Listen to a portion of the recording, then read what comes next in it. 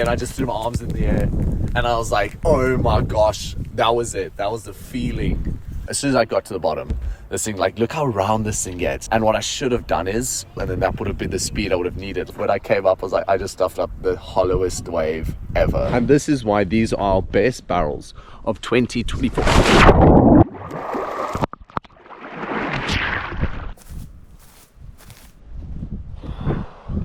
That was fun.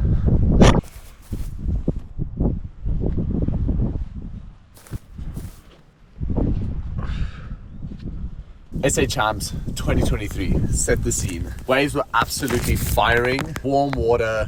We heard from our boy Luke LePrant that waves were going to be cooking next morning. So boy Kano hops in the car early morning next day off to Scottsboro, and we were probably about 6 foot and these waves come through.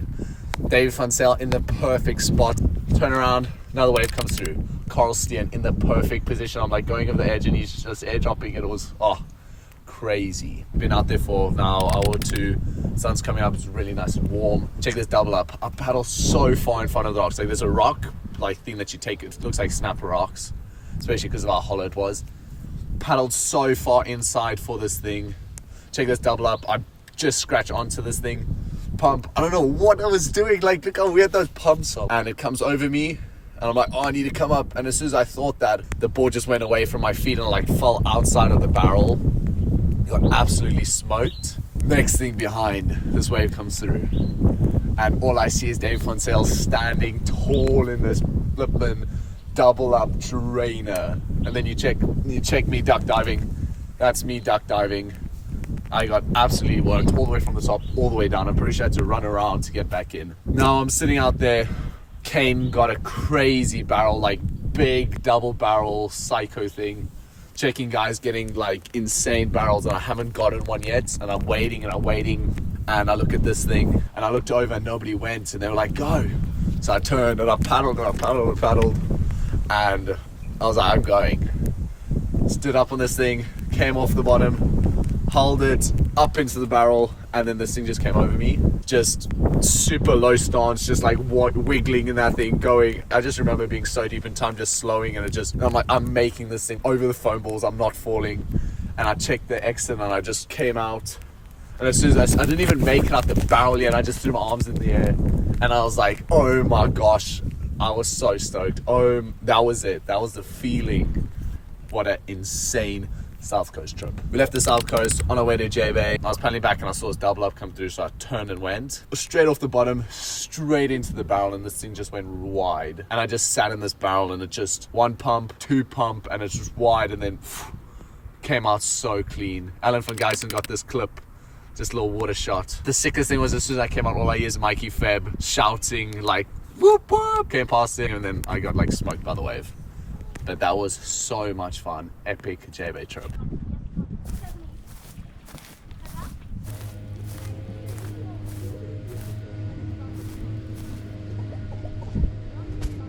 Okay, so this wave is so sick. It's like a really good when it gets good, but it needs to be big, and it doesn't get good or big very often. But the day before was so gnarly, so heavy. Like I'll put some clips in. Overhead barrels, where like all the words to describe it was crazy.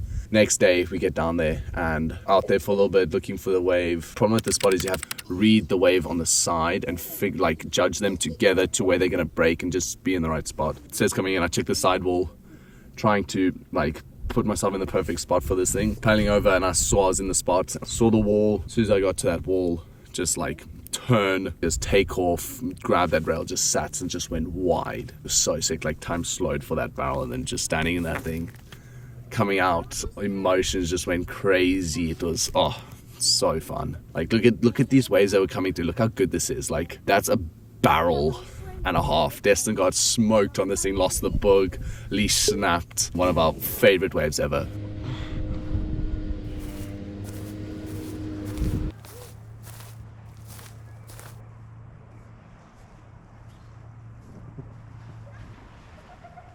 Okay, so this place is pretty fickle.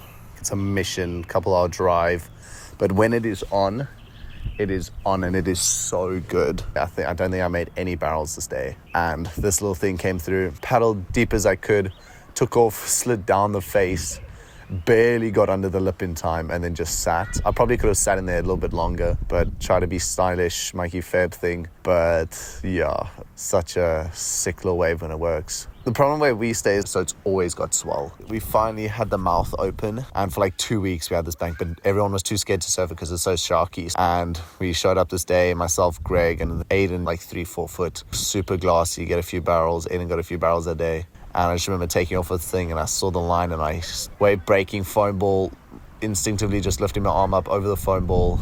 And then I don't know what happened. I think I came a little bit too high. And you just check this wave run off. It looks like I fell. And then I just pop out of the lip, like out of nowhere, which is pretty sick. But I was like, that's why I'm standing like that. I'm like, how did I make that? Then we came back in the afternoon again, and it was just so much bigger. It was like 45 or 6 foot sets. And we're sitting at the same peak, and down the beach, I've been watching this left all day. It looks like Skeleton Bay. The problem with getting there is the current is so strong. But I was like, screw it. And I paddled up there. It's like 6 o'clock at night. This is a sharky wave.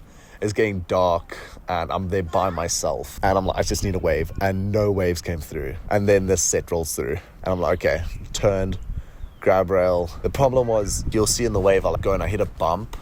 I'm pretty sure that's where it just doubled up and it just hit that bank and just went around, and I didn't compensate for that. And you'll check right before I disappear, I start coming up. I grabbed too much rail, and I just went straight into the lip with my bum, shot forward into the flats, absolutely demolished. I've never been moved so hard by a wave before. I come up and probably got like 3 seconds, grabbed my board, couldn't even duck dive. Big set, even bigger, landed straight on my head. Another 3 seconds, I come up, can't even get my board, I had to go straight under. By that time, I was like, okay, if there's another wave after this, I'm probably going to drown. Like, this is the scariest situation I've ever been in the water. Come through this, I come up, and there's no waves. And I was so grateful. Paddled in, got in, realized my flippin' new MAM was creased. I was so upset with that. There was probably like a month there where I was quite shaken from that. Now, I'm fine. We'll see. Then the other day, we see swell. Eddie and I chatting, like, we make the mission.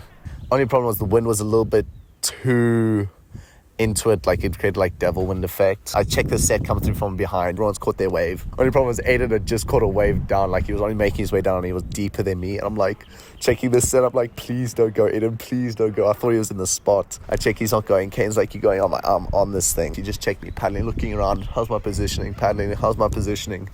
And I took off.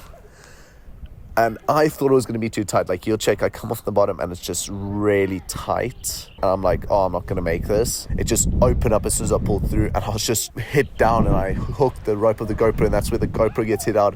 Come out, grab the GoPro. I'm like laughing. And then I come to this next section, which goes even hollow as well. I probably could have like cut down really early, like much earlier, kick stalled, and then got another 5-second barrel the way this thing's going on. Got a tiny little cover up, little carve, and then I kicked out, and that was like the craziest. I was so flippin' stoked on that thing. That was so cool. What a barrel, oh my gosh.